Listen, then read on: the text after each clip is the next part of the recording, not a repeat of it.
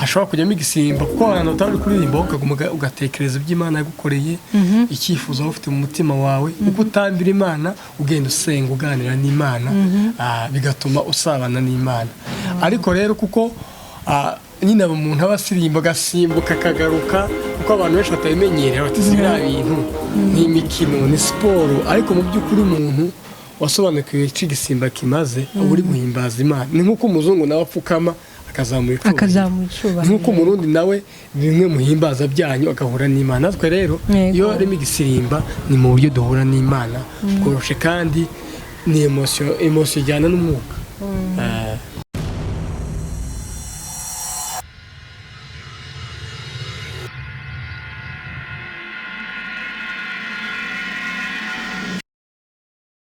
Shalom shalom bakunzi ba Empower TV ni Soso Ihad agarutse kuri micro nkuko musanze mubizi twama tubategura ibintu bidasanzwe cyane tukanabashikiriza abantu bariko barakora ibidasanzwe muri gospel haba mu Burundi canke higa y'amazi nshatse kumvuze higa y'amazi nshatse kuvuga higa y'u Burundi mu bindi bihugu bitandukanye aho uyu munsi twagendeye mu gihugu c'u Rwanda ariko ntituri mu Rwanda nyene nimave mweza ngo twicaye mu Rwanda ariko n'abanyarwanda baje mu Burundi aho bari baje guteramisha gukora ibikorane bidasanzwe bigatuma abantu benshi bizera umwami Yesu Kristo natwe ikavyadukoze ku mutima tukavuga ngo reka abo bantu ntibashobora kwijana uko turi kumwe n'umusore mwiza cyane umusore w'akaranga aririmba neza cyane kandi atamba azwi cyane ku kintu bita igisirimba mvuze igisirimba sinzi abarundi ko banahura cyane ariko ndazi abantu bitwa abanyamurenge canke abanyarwanda baraza kunyumva cyane mbese banyumvire hejuru ya nashaka rero tumwakire tunamubaza akazina atwidondore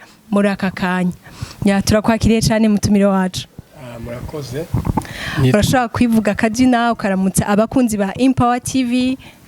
Okay, nitwa Ruhorimbere Patrick ariko izina rizwi ni Kiriki. Ruhorimbere Patrick.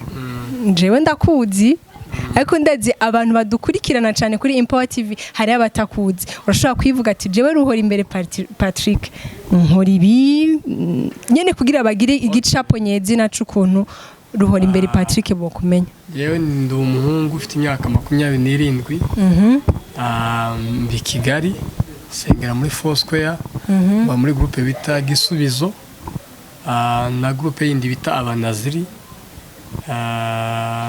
akazi nkora ndi umunyeshuri muri kaminuza ndi kurangiza ikindi ndi umuproducer nandika n'indirimbo. Okay, tuvuze ngo uri umuproducer ngo wandika n'indirimbo jewe ntavyo nzi hari ibintu natahura cyane kuko sinsanzwe ndi umuririmbyi mbese ako karere sindanagakoreramwo tuvuze ngo wandika indirimbo wisohorera canke wandikira abandi bantu. Okay, ngiye nandikira abandi bantu ndafasha nda training amagroupe y'abahanzi ku giti cabo kuko production ijyana n'ibyo ngibyo ushobora kuza muri studio wanyu udafite indirimbo akwandikira indirimbo nkanaye gukorera. Okay, ni byiza cyane jewe rero Kiriki ndakuzi kuri Kiriki ndakuzi cyane utamba igisirimba rero ico gisirimba ni kibazo jewe mfise kuva kera cyane ndi umwana mbese nibaze ko nabantu benshi ashobora kuba bagifise urashobora kudusigura uyu munsi kuri Empower TV ukatubwira ngo igisirimba ni ugisigure nyene muri rusangi ucinjiremwo ku buryo umuntu wese ndazi hari abantu badatamba igisirimba bavuga ngo nuburuhe yunatambye uheza wumva intuguta n'impuzu zirato tukamengo uri muri sport nashaka ugire ico bivuze ko kugisirimba mega umuntu ariko aratamba igisirimba arafasha abantu nyene ubivuge ku burebure. Okay, reka nsobanure injyana y'igisirimba nanjye ntago ndi mu bayishinze nayisanzeho ariko iri muri bimwe biri mu njyana zimwe zihimbaza Imana nkuko haba seben hakaba slow ni haba n'injyana y'igisirimba kandi nagakuba ngo ni y'abanyamurenge gusa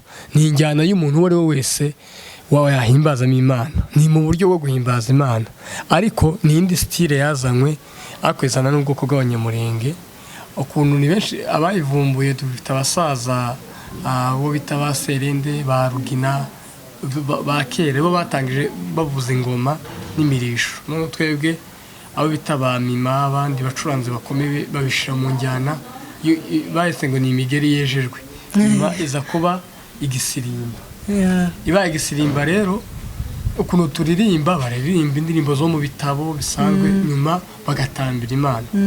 Mwari magambo injyana y'igisirimba injyana yo gutazira Imana uyishima wishimira kubikomeye yagukoreye n'ugushima Imana.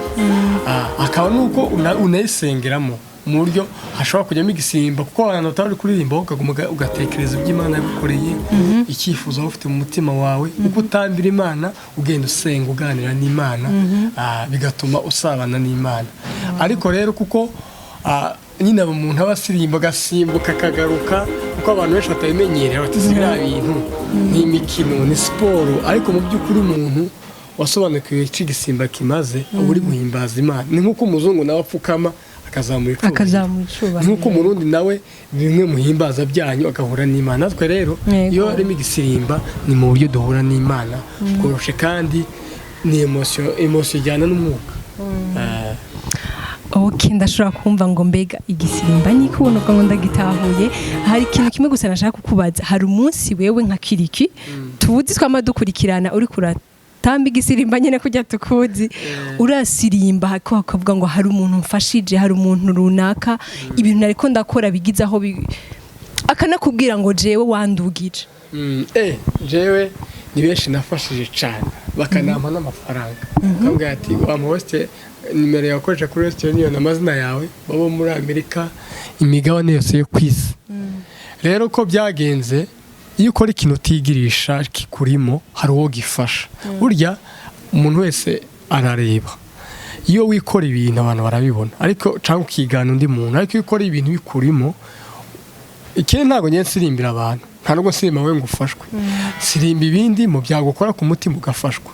Ariko hari n'igihe biba ngombwa ko iyo turi ku gatuti dusirimba kandi tukanajya muri muryo yuko dushobora guhimbaza iteraniro rikaja tukazamura amateraniro niko tubyita tw'abayumbi, tukazamura amateraniro nyine tugatanga ubuzima.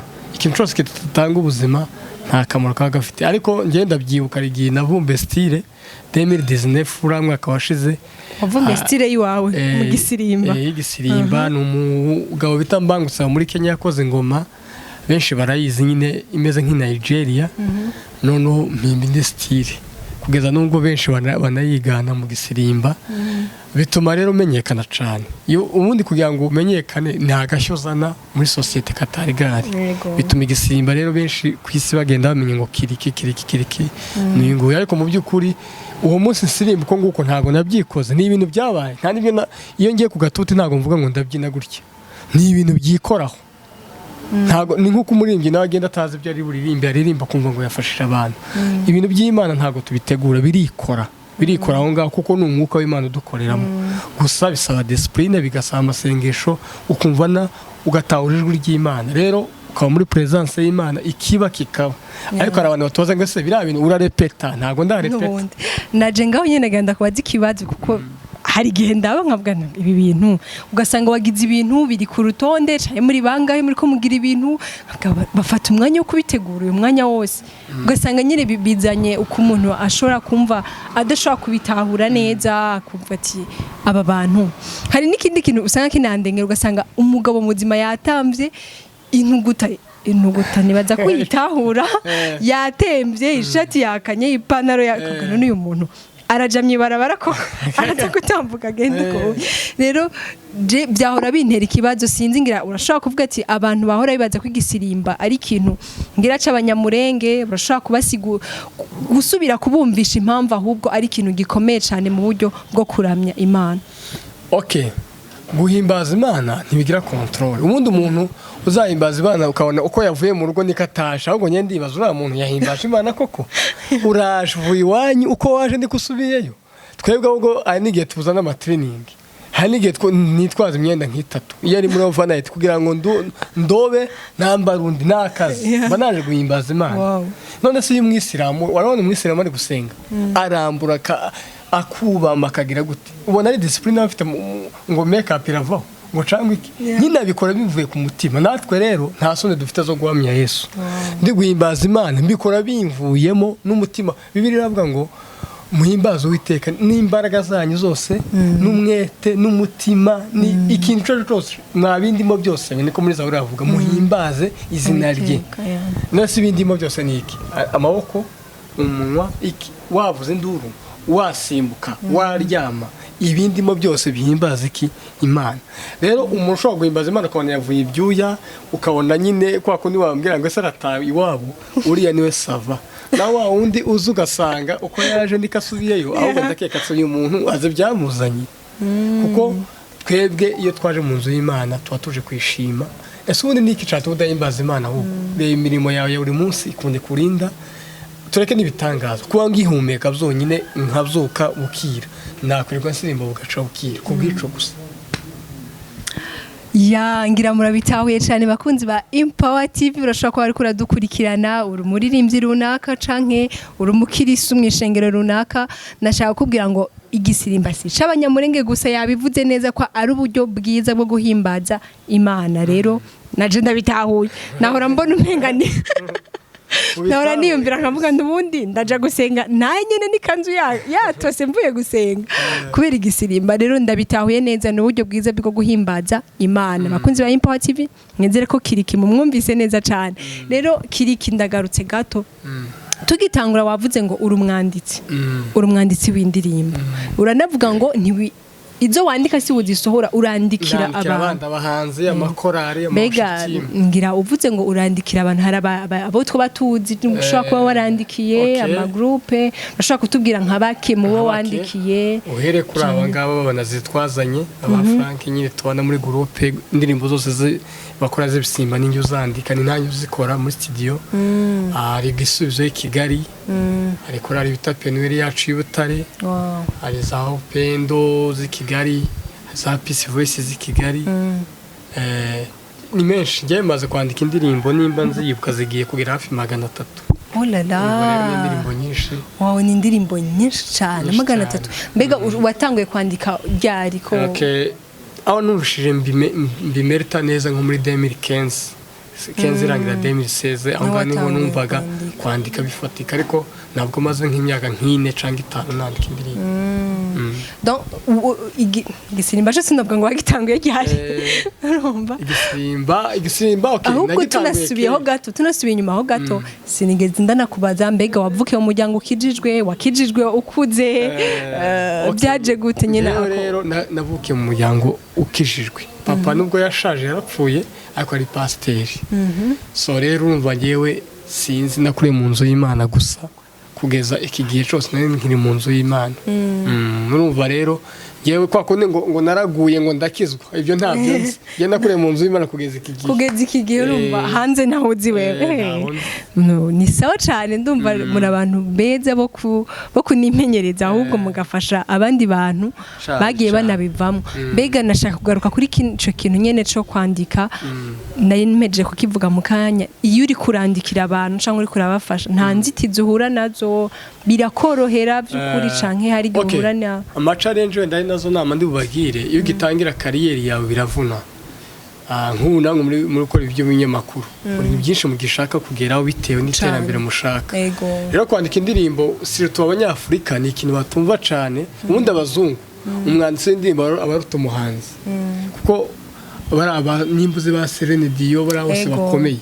ntibiyandikira indirimbo bafite abantu banditsi babo ugasanga indirimbo igura za miliyari rero hano nacyo kintu nshaka ngiye guteza imbere bamenye cyo bita kariyeri y'umuntu nimba uri umunyamakuru bakikubahire nimba uri umuproducer bakikubahire nimba uri umwanditsi w'indirimbo bakikubahire nimba uri umu artiste nyine uririmba bakikubahire kuko byose biruzuzanya rero niyo mpamvu ko kwandika indirimbo example ushobora kuza muri studio wanjye uri umuhanzi ntuzi nta ndirimbo ufite okay niyo waba unayifite ntifite icyo bita arrangement none nkagufasha muri composition na arrangement kugira ngo nimba ikorohere kuri mu studio kuko twebwe dukora ikintu ni universe studio isobanura ikintu cyumvwa n'isi yose kandi kiryoheye namatwe ku buryo n'umuzungu nubwo atakumva ibyo uri kuvuga aryoherwa na musique ukumva nyine bigukoze ku mutima aho nyene tukiriko turabandana mva ariko umera nk'utanga impanuro mbese uhanurira abaririmbyi batandukanye ngo bakomeze baba bakiri hasi bubahire umwe wese icakora bakimwubahire nimba uri umunyamakuru nimba uri umuririmbyi runaka. hari ikindi kintu kimwe nciye nibuka ku bintu bijanye n'amamedia nko mu Rwanda by'ukuri barakurikiranwa cyane umenga birafise ukuntu biteye imbere gatoyi gusumba twebwe na cyane ku bintu bijanye nk'ibi vy'agakiza hoho iki aho usanga hari ibihugu bimwe usanga ivyo bintu bijanye n'agakiza ni ibintu bisanzwe nta gaciro babiha ugasanga nko kugira aje kwiyumvira gukurikira iyo channel iri kwica ko ibintu by'agakiza hagati ugasanga agiye no kwirabira ibindi mbega kuri ico kintu nyene cikijanye na media ntaco bivuga ko ugatumirira abarundi mbese Afrika yose ndazi yuko nubwo navuze ngo mu Rwanda barateye imbere nabo nyene ndazi ko baracafise ico gukora ndazi ko ushaka kugira ico bivugako. Okay, media kabisa nayivuga ibintu byinshi surtout nkamwe nk'ibujumbura mu by'ukuri bujumbura nubwo wenda ibintu bigenda bisubira inyuma bujumbura ari imbere kuri media kandi no muri muzike yanyu mwari hejuru ndibuka ha muri Sekira twakurikirana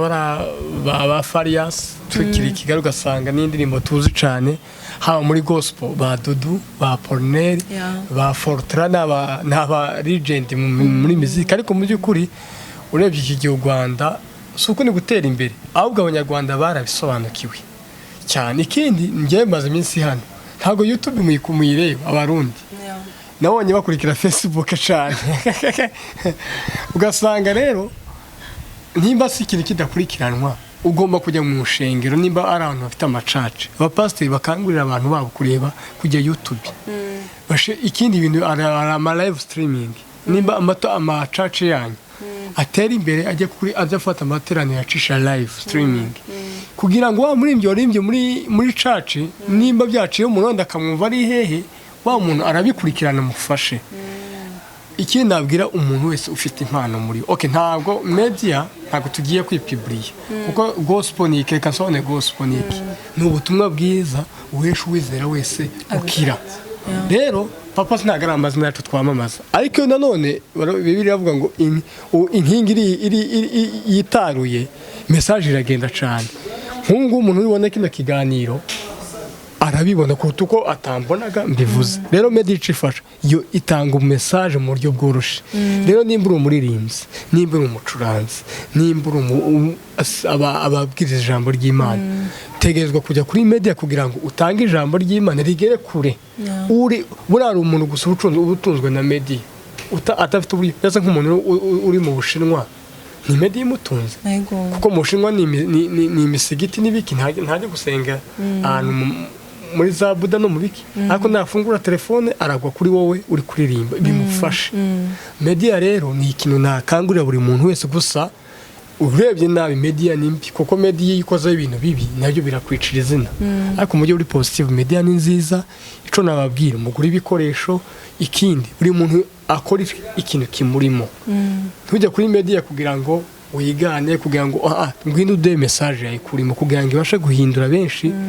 Ntuza kuri media ngo uze gucuruza tanga ubutumwa noneho Imana nizakugororera. Hari umuntu ujuza muri studio ati nshaka indirimbo yanjye yitinga si ico kibazo ca media wowe ngwino duhe ikintu cawe nitugikunda Imana izakugororera. Bibiliya iravuga ngo abubaha Imana gukiranuka Imana irabemera ikabemeza n'abandi.